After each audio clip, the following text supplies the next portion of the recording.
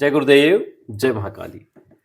आज एक विशिष्ट प्रयोग लेके आपके सामने आए हैं। इस प्रयोग को सिद्ध करने से अन्य कई प्रयोग सिद्ध हो जाते हैं, जो आपने पूर्व में किए हों या आगे आप करने वाले हों। इस प्रयोग को करने से कुल का नाम बढ़ता है, बुद्धि श्रेष्ठ होती है, सिद्धि प्राप्ति के द्वार खुल जाते हैं और कुलदेवी आदि से संबंधित कोई दोष है तो वो दूर होता है। कुल की देवी प्रसन्न होती हैं, कुल के देवता प्रसन्न होते हैं। अन्य कोई देवी देवता आपके कुल से रुष्ट है तो वह भी प्रसन्न हो जाते हैं। यानी सब प्रकार से आर्थिक उन्नति का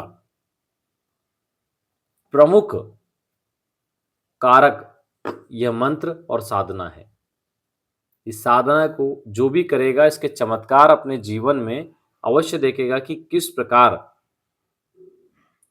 कुल का नाम रोशन किया है उन्होंने और अचानक से जिसके कारक वो स्वयं बन गए इस साधना को करने के बाद। इसलिए इस साधना को कुल वागेश्वरी साधना कहते हैं, जिससे संपूर्ण कुल का उत्थान होता है, दैवी कृपा प्राप्त होती है। कोई देवी देवता रुष्ट हैं तो वह भी प्रसन्न हो जाते हैं। देखो, जीवन में आप बहुत प्रयास करते हैं, लेकिन कोई तंत्र दोष हो गया, कुंडली दोष हो गया, इस प्रकार की कोई चीज हो गई तो बड़ी समस्या होती है। लाख मेहनत करके भी व्यक्ति पार नहीं पा सकता। अलग अलग प्रकार की साधनाएं करने से होता क्या है, अलग अलग साधनाएं करने से वो देवी देवता आपको वो रास्ता दिखाते हैं कि किस प्रकार से आपका उत्थान हो सकता है। कई लोग थे जो सालों से साधनाएं कर रहे थे, लेकिन उन्होंने हमारे पास आके कहा कि गुरुजी हम सालों से साधना कर रहे हैं लेकिन कोई रिजल्ट नहीं आया। हमने बोला रिजल्ट अगर नहीं आया होता तो आप यहाँ नहीं आते। वो रिजल्ट ही है इतने सालों की साधना का कि आप हमारे पास आए हैं। फिर हमने उनसे उत्कीलन प्रयोग आदि करवाए और चमत्कारिक रिजल्ट मिले। उन्होंने कहा कि हमारे जीवन में 10 साल से साधनाओं में हैं, लेकिन हमने ऐसे अनुभव कभी नहीं किए, जो अब साधनाओं में हो रहे हैं। तो क्यों हो रहे हैं? क्योंकि उन्होंने 10 साल तक जो साधनाएँ की थी, उनके पूर्व जन्मों के पाप, ताप, शाप, दोष कट रहे थे। फिर वो यहाँ आए, यहाँ उनको मार्गदर्शन मिला और वो गुरु कृपा से आगे बढ़ गए। जो भी गुरु थे उनके, जिन्होंने भी उनको दीक्षा दी थी, उनकी कृपा उन पे रही और उनके मार्गदर्शन से उन्होंने साधनाएँ की, वो यहाँ तक पहुँचे और हम माध्यम बने। हमने उनका मार्गदर्शन आगे कर दिया और वो आगे निकल गए। तो साधनाएँ हमेशा किसी को आपका माध्यम बना देती है आपको आगे बढ़ाने के लिए।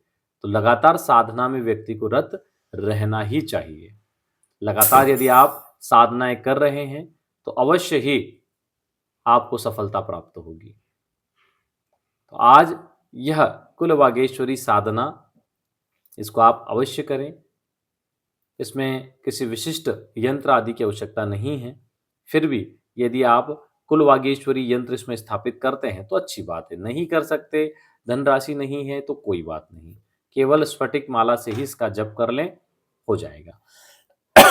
किसी भी शुक्रवार, शुक्ल पक्ष के शुक्रवार से प्रातः 4 बजे या रात्रि 10 बजे से साधना को कर सकते हैं। उत्तरमुखी होकर बैठें, पीले वस्त्र आसन हो, अपना पवित्रीकरण आचमन हो, अपने लेफ्ट साइड पर घी का दीपक प्रज्वलित करें, दीपक का पूजन करें। अगर कुल वागेश्वरी यंत्र है आपके पास तो यंत्र को स्नान करवा के पूजन करें, नहीं है तो अपनी कुलदेवी की फोटो रख लें, उनका पूजन कर लें। वो भी नहीं है तो माँ जगदम्बा की फोटो रख लें, मूर्ति है तो उनकी रख लें और पूजन कर लें।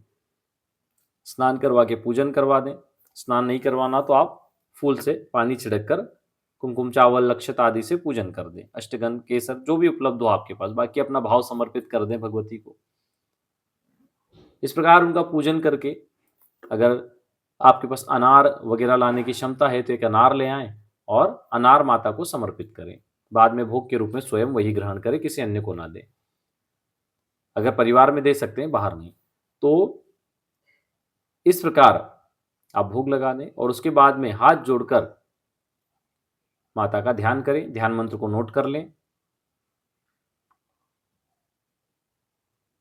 ध्यान मंत्र करने के बाद में हाथ में जल लेके संकल्प लें कि भगवती, हे कुल वागेश्वरी देवी, हम आपकी यह दिव्य साधना करने जा रहे हैं। इसके प्रभाव से हमारे कुल के ऊपर, हमारे ऊपर कोई दोष हो तो वो दोष दूर हो जाए, कोई देवी देवता रुष्ट हो तो प्रसन्न हो जाए, कुल की देवी प्रसन्न हो और सभी देवी देवता पितरों का, स्थान देवता, नगर देवता, आदि का हमें पूर्ण आशीर्वाद प्राप्त हो। आपकी पूर्ण कृपा से हम हमारे जीवन के आर्थिक और आध्यात्मिक क्षेत्र में खूब उन्नति करें और सदैव आपकी कृपा से हम और हमारा परिवार निरोगी एवं दीर्घजीवी रहें, ऐसा आशीर्वाद दें।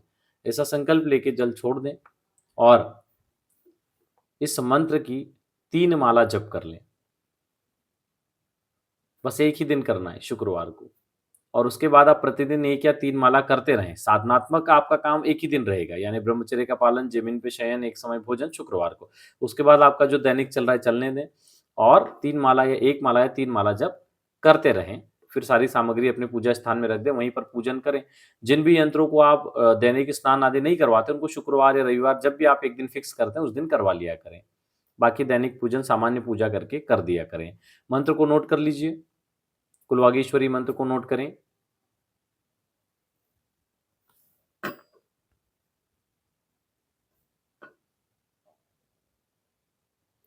ओम क्लीं ह्रीं श्रीं हुं ॐ उपहस्ते कुलवागीश्वरी ऐं ठः ॐ ठः ॐ ठः खिं ठः स्वाहा।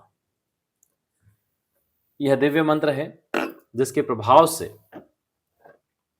आप अपने कई मनोरथ पूर्ण कर लेंगे। यानी एक मंत्र से कई प्रकार की समस्याओं का निवारण होगा और कई प्रकार की साधना सिद्धि प्राप्त होगी। ऐसा दिव्य मंत्र है। ज्यादा इस विषय में हमें बोलने की आवश्यकता नहीं है, बस इतना समझ लीजिए प्रत्येक साधक को ये साधना करनी ही चाहिए। बस हो गया, क्योंकि उसके बाद करना ही क्या है, एक माला जप करना है डेली में। बहुत सारी पूजा पाठ करने से कोई मतलब वाली बात नहीं है। पूजा पाठ सिस्टमैटिक करो। देखो, कोई पूजा पाठ की शुरुआत श्री गणेश स्तोत्र और गुरु स्तुति से होती है। इनके बाद आप जो भी दैनिक पूजन करते हो उनको करो और माला में भी गुरु जी, गणेश जी की एक माला और गुरु जी की 4 माला जप करने के बाद में आप जो भी मंत्र जप करते हो वो करो। जिस दिन आप बहुत कुछ नहीं कर सकते, सिर्फ गणेश मंत्र और गुरु मंत्र जप कर लो। या फिर आपके पास बहुत सारा काम रहता है और दैनिक में बहुत सारी मालाएं हो गई, नहीं कर रहे, कोई बात नहीं। प्रतिदिन गणेश जी गुरु जी का पूजन, दोनों के स्तोत्र पाठ करो, दोनों की एक एक माला जप कर लो। बाकी सारी आपकी जो पूजा है वो हफ्ते में एक दिन कर लो। रविवार, शुक्रवार, रविवार जब भी आपको फिक्स होता है, समय मिलता है, छुट्टी होती है, तब कर लो, तो भी भगवान मान लेते हैं। कोई वो वैसे वो नहीं है कि अरे हम इतने समय से रेगुलर कर रहे हैं, अब हफ्ते में एक दिन करेंगे तो भगवान भगवान नाराज नहीं होते ऐसी चीजों से। ठीक है ना? तो ये लोगों का भय होता है। कई लोगों में तो इतना भय होता है कि पहले हम शिव जी की पूजा कर रहे थे, अब हम राम जी की पूजा करें तो शिव जी नाराज तो नहीं होते? भाई नहीं नाराज होते, प्रसन्न होते हैं। है ना? उनमें भेद नहीं करना है। भगवान विष्णु और भगवान शिव में भेद नहीं करना, वो अभेद है ना? तो आप कोई भी साधना करो, जो आपके इष्ट हैं उनका स्वरूप आपको नजर आना चाहिए उनमें, उस शक्ति में। किसी की भी साधना करो, उसमें आपके अपने स्वरूप, अपने इष्ट नजर आना चाहिए। तो ही तो फिर आपके इष्ट हुए, नहीं तो क्या ही मतलब। चलिए, इस दिव्य साधना को करिए और इसके लाभ उठाइए। गुरु कृपा हो, इष्ट कृपा हो, प्रभु कृपा हो, ऐसा निवेदन और प्रार्थना करते हुए जय गुरुदेव, जय महाकाली।